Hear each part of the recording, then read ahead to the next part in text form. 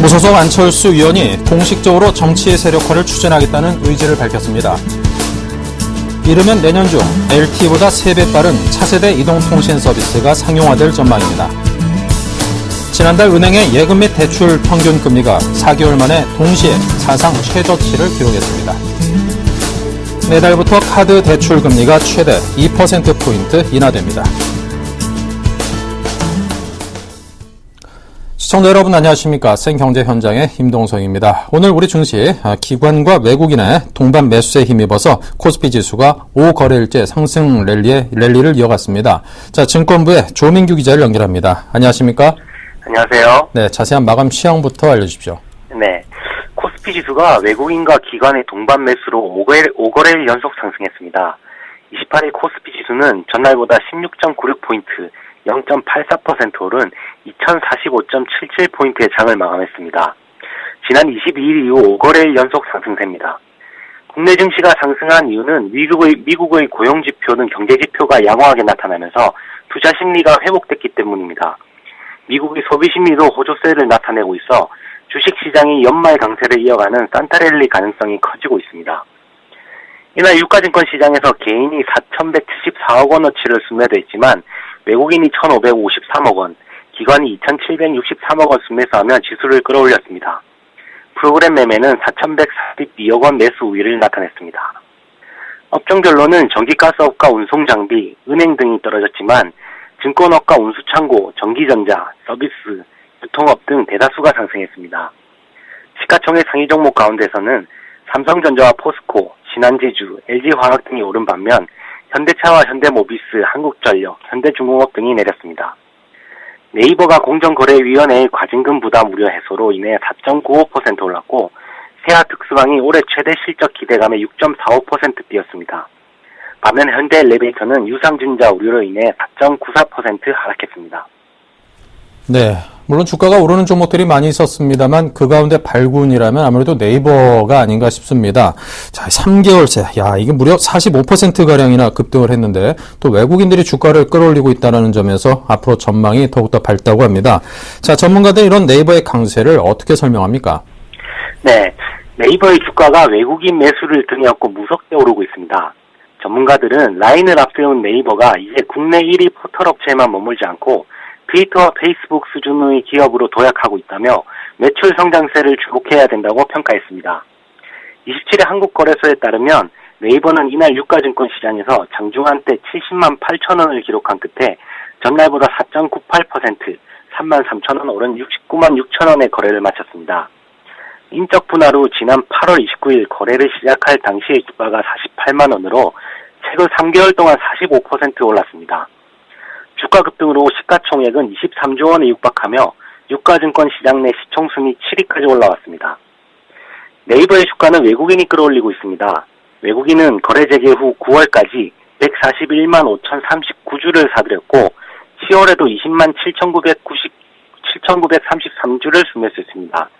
이달 들어서도 44만 8,775주를 사들이는 중입니다. 외국인들이 네이버에 러브콜을 보내는 이유는 라인 가입자를 늘리고 있는 네이버의 매출이 더 커질 수 있기 때문으로 분석됩니다. 한 자산운용사의 펀드 매니저는 네이버의 사업 구조는 대규모 시설 투자를 해야 하는 제조업과 달리 가입자가 늘고 매출이 증가할수록 순이익 규모가 더 커지는 형태라며 외국인들은 글로벌 시장에서 라인의 가입자 증가세가 이어질 것으로 생각하고 투자하고 있다고 말했습니다. 전문가들은 라인의 글로벌 영향력이 커지고 있어 네이버의 주가도 상승 흐름을 이어갈 것으로 내다봤습니다. 라인의 매년 가입자가 4억 명을 넘어서며 5억 명 수준인 트위터와 견줄 모바일 플랫폼으로 성장할 수 있다는 분석입니다. 안재민 키움증권연구원은 일본과 대만, 태국 시장을 중심으로 라인의 가입자는 하루 80만에서 90만 명씩 늘고 있다며 지난 월요일 기준으로 가입자가 3억 명을 돌파했고 내년에는 글로벌 영향력이 트위터 수준으로 올라설 것이라고 설명했습니다. 그는 또 현재 네이버와 트위터의 시가총액이 20조 원 이상으로 비슷하지만 네이버는 트위터와 달리 포털도 가지고 있어 성장성이 더 높아 주가 상승세가 지속될 것이라고 판단했습니다. 이종원 IM투자증권 연구원도 라인이 아시아를 넘어 유럽과 중남미로 시장을 확대하고 있기 때문에 네이버의 매출이 더 커질 수 있다며 시장에서는 라인의 성장성을 높이 평가하고 있다고 전했습니다. 네, 지금까지 조민규 기자와 함께했습니다. 감사합니다. 고맙습니다.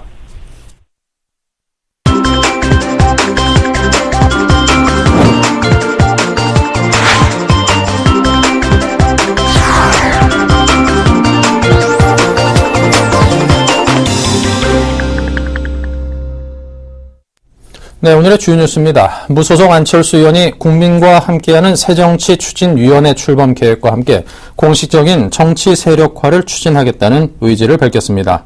안 의원은 오늘 국회에서 기자회견을 열고 낡은 틀로는 더 이상 아무것도 담아낼 수 없고 새로운 정치 세력이 나서야 할 때라며 공식적인 정치 세력화를 위한 첫걸음을 오늘 내디딘다고 말했습니다. 안 의원은 신당 창당의 구체적인 시점에 대해서는 언급하지 않았습니다. 다만 내년 6월 지방선거에 최선을 다해 책임있게 참여할 것이라고 말해 지방선거 이전 창당을 목표로 하고 있음을 시사했습니다. 이르면 내년 중 LTE보다 3배, 광대역 LTE나 LTA보다 1.5배 빠른 차세대 이동통신 서비스가 상용화될 전망입니다. SK텔레콤은 오늘 분당 ICT 기술원에서 광대역 LTA 기술 시연회를 열었습니다. 광대역 LTA를 이용하면 800MB 용량의 영화 한 편을 28초 만에 다운로드 받을 수 있습니다. 같은 용량의 영화를 봤는데 3G는 7분 24초, LTE는 1분 25초, LTA는 43초가 걸립니다. SK텔레콤은 내년 하반기 중 광대역 LTA 서비스를 상용화할 계획입니다.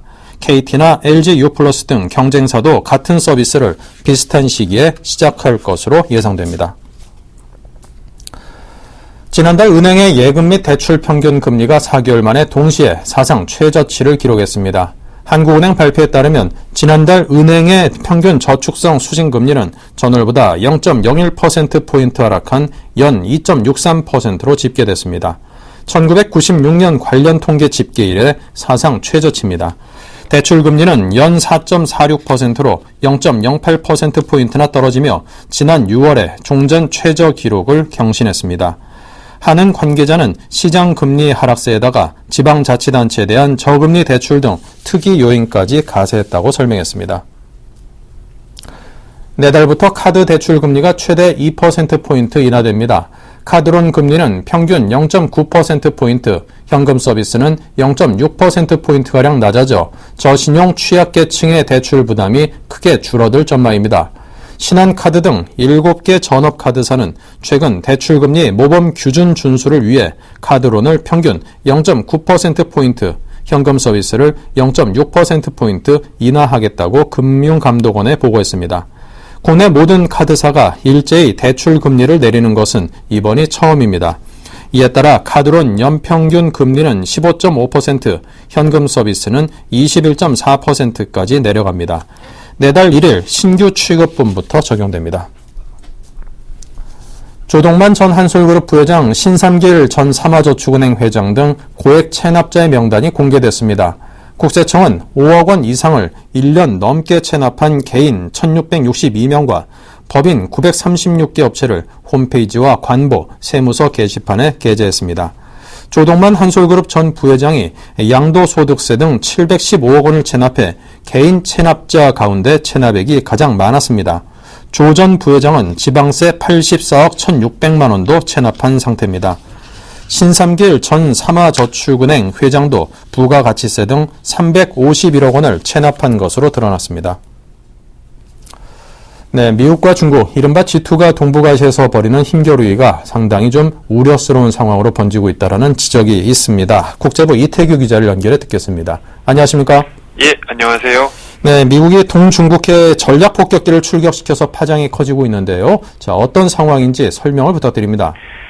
예, 미국이 지난 25일 밤 핵무기를 탑재할 수 있는 B-52 전폭기 2대를 중국의 방공식별구역으로 사전 통보 없이 출격시켰습니다. 중국이 동중국해에 광범위한 방공식별구역을 선포한 지 이틀 만인데요. 미국이 사전 통보가 필요한 이 방공식별구역에 연락 없이 진입했다는 것은 중국을 대놓고 무시한 처사라는 분석입니다. 네.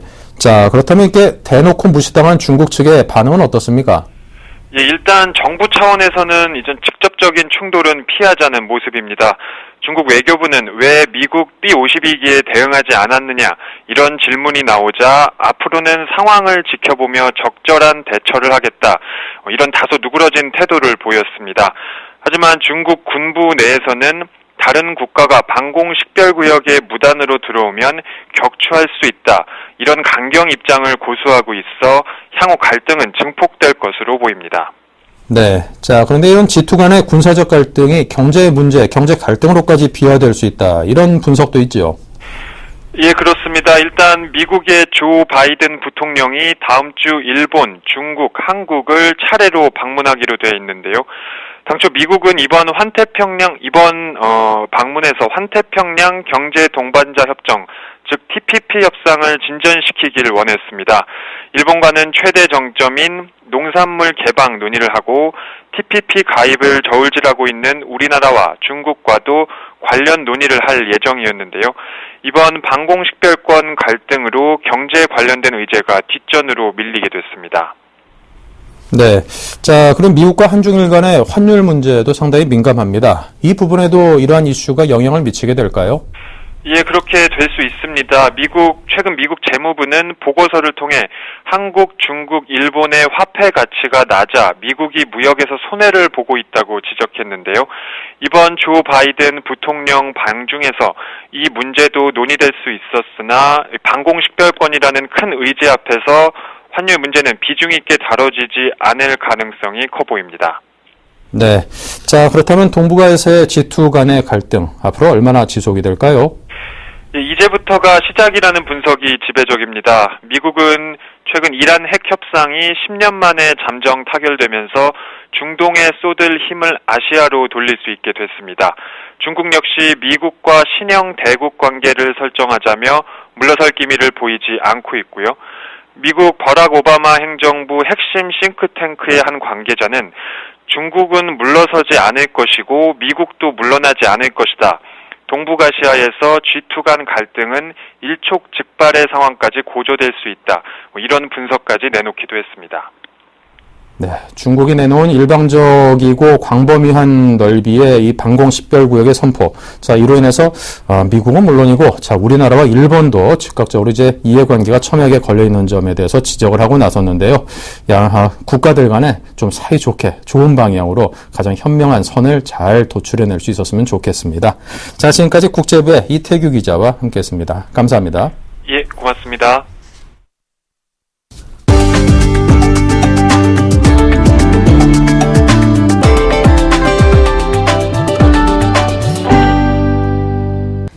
신설 법인 수가 6,445개로 전달보다 24.3% 증가했습니다. 중소기업청이 신설 법인 집계를 시작한 2000년 이래 10월 수치로는 가장 높은 것입니다. 10월까지 누계도 62,781개로 지난해 같은 기간보다 0.6% 늘었습니다. 제조업, 건설업, 서비스업이 모두 전달보다 각각 25.25%, 21.1%, 24.2% 증가했습니다.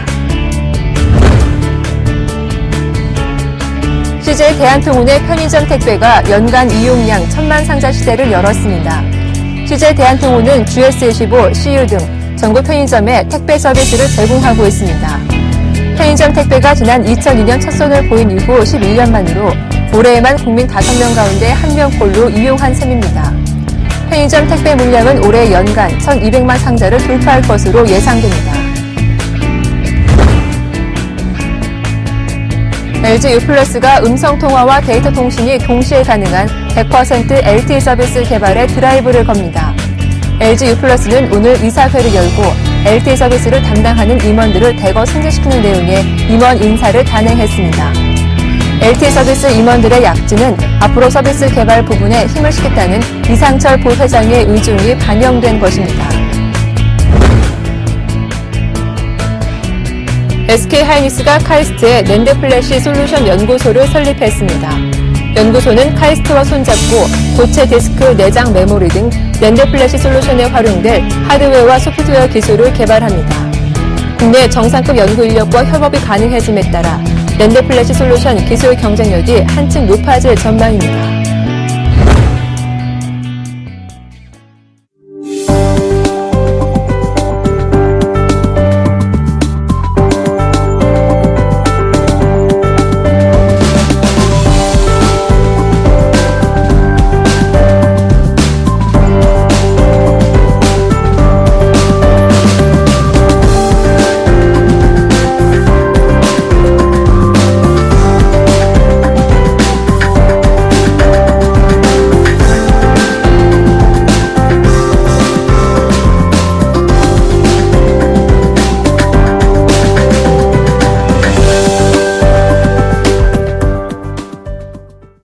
네, 이상으로 생경제 현장을 마칩니다. 감사합니다.